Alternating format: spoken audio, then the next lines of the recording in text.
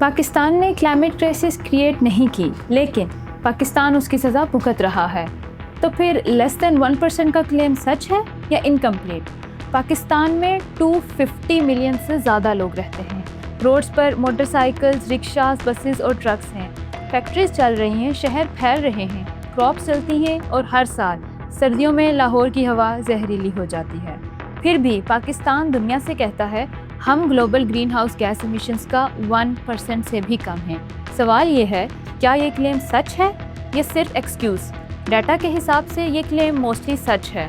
पाकिस्तान की total green house gas emissions तकरीबन 525.9 मेगाटन्स carbon dioxide equivalent हैं।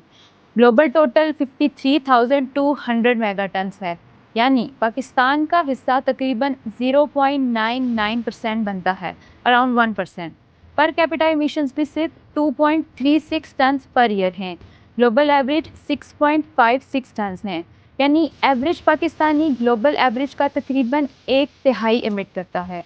एक एवरेज पाकिस्तानी ना मल्टीपल कार्स चलाता है, ना फ्रीक्वेंट फ्लाइट्स लेता है, ना हाई कंजम्पशन लाइफस्टाइल अफोर्ड करता है। लेकिन ये क्लीन डेवलपमेंट की स्टोरी नहीं, ये पॉवर्टी और लो एनर्जी एक्सेस की स्टोरी है। पाकिस्तान ग्लोबल इमिशंस का मेन कॉज नहीं, लेकिन पाकिस्तान के अंदर इमिशंस और पोल्यूशंस के सोर्सेज रियल हैं। और यहाँ एक ट्विस्ट है जो अक्सर मिस होता है। पाकिस्तान के अंदर सबसे बड़ा इमिशन सोर्स एनर्जी सेक्टर नहीं, एग्रीकल्चर है। एग्रीकल्चर पाकिस्तान की टोटल डोमेस्टिक इमिशंस का तकरीबन 49.7% बनाता है। पावर सेक्टर भी सिर्फ 10.8% है। गैस के हिसाब से भी पिक्चर डिफरेंट है। पाकिस्तान में कार्बन डाइऑक्साइड सबसे बड़ी गैस नहीं, मीथेन है। मीथेन की टोटल इमिशंस का 47.7% बनाता है। कार्बन डाइऑक्साइड का हिस्सा 38.8% है और मीथेन का सबसे बड़ा सोर्स लाइव स्टॉक है, जो अकेले पाकिस्तान की टोटल इमिशंस का तकरीबन 32% बनाता है। ट्रांसपोर्ट भी बहुत तेज़ी से बढ़ रहा है, मगर नेशनल इमिशंस में इसका हिस्सा 9.3% है। क्रॉप बर्निंग और वेस्ट मैनेजमेंट भी सीरियस मसले हैं। तो अराउंड 1% का क्लेम सच है, लेकिन ये हाफ स्टोरी है। ये दुनिया को बताता है कि पाकिस्तान क्लाइमेट क्राइसिस का मेन कॉज नहीं, लेकिन ये पाकिस्तान को ये नहीं बताता कि हमारी हवा सेफ है। 2022 के फ्लड्स इस रियलिटी का सबसे पेनफुल एग्जाम्पल हैं। 33 मिलियन लोग इफेक्ट हुए, 1700 से ज़्यादा जाने गए।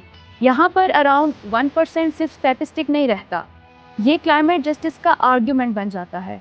पाकिस्तान का कम्युलेटिव हिस्टोरिकल ग्लोबल इमिशंस में हिस्सा तकरीबन 0.4 से 0.7 के दरमियान है, यानी पाकिस्तान ने इंडस्ट्रियलाइजेशन का बेनिफिट भी नहीं लिया, हाई एमिशंस भी नहीं की, लेकिन डैमेज बहुत ज़्यादा फेस कर रहा है। क्लाइमेट जस्टिस का मतलब ये नहीं हमने कम इमिट किया इसलिए हमें कुछ करना नहीं। क्लाइमेट जस्टिस का मतलब ये है जिन कंट्रीज़ ने ज़्यादा इमिट किया वो ज़्यादा जिम्मेदारी उठाएं, और जो कंट्रीज़ वल्नरेबल हैं उन्हें फुल सपोर्ट मिलनी चाहिए। लेकिन पाकिस्तान का आर्ग्यूमेंट तभी स्ट्रॉन्ग रहता है जब पाकिस्तान खुद भी अपना आप ठीक करने की कोशिश दिखाए। तो वर्डिक्ट क्या है? अराउंड 1% का क्लेम ट्रू है, लेकिन अगर इस नंबर को सिर्फ इंटरनेशनल स्टेज पर बोला जाए और अपने मुल्क में crop burning, transport pollution, life stock methane और वेस्ट मैनेजमेंट पर एक्शन ना हो, तो फिर ये एक्सक्यूज़ बन जाता है। असल सवाल ट्रू या फॉल्स का नहीं, असल सवाल ये है, क्या हम इस नंबर को शील्ड बना रहे हैं या सीढ़ी? अराउंड 1% हमें इंटरनेशनल प्लेटफॉर्म देता है, लेकिन clean air, life stock, methane control, बेहतर ट्रांसपोर्ट, क्रॉप बर्निंग कंट्रोल और वेस्ट मैनेज का काम हमें खुद करना होगा। पाकिस्तान क्लाइमेट जस्टिस डिज़र्व करता है, लेकिन पाकिस्तान को क्लाइमेट एक्शन घर से भी स्टार्ट करना होगा।